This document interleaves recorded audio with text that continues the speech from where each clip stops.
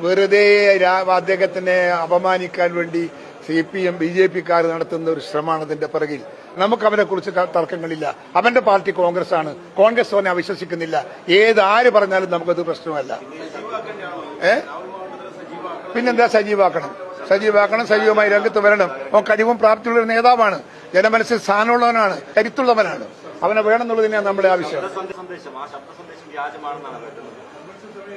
എനിക്കതറിയില്ല, ഞാനത് കണ്ടിട്ടില്ല, അറിഞ്ഞിട്ടില്ല. പക്ഷെ അവൻ പറയുന്നുണ്ടല്ലോ, അവൻ തന്നെ എന്നെ വെല്ലുവിളിച്ചിട്ടുണ്ടല്ലോ.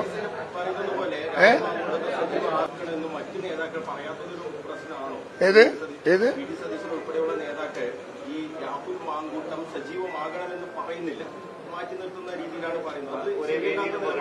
അവരെ നിലനിർത്തി പാർട്ടിയിൽ കൊണ്ടുപോകണമെന്നാണ് എന്റെ വ്യക്തിപരമായ അഭിപ്രായം. മറ്റവർക്ക് എല്ലാവർക്കും ഓരോരോ അഭിപ്രായം ഉണ്ടാവാം. എന്റെ അഭിപ്രായം പാർട്ടിയോടൊപ്പം കൂട്ടിനിർത്തി തന്നെ കൊണ്ടുപോകണം എന്നുള്ളതാണ് എന്റെ അഭിപ്രായം.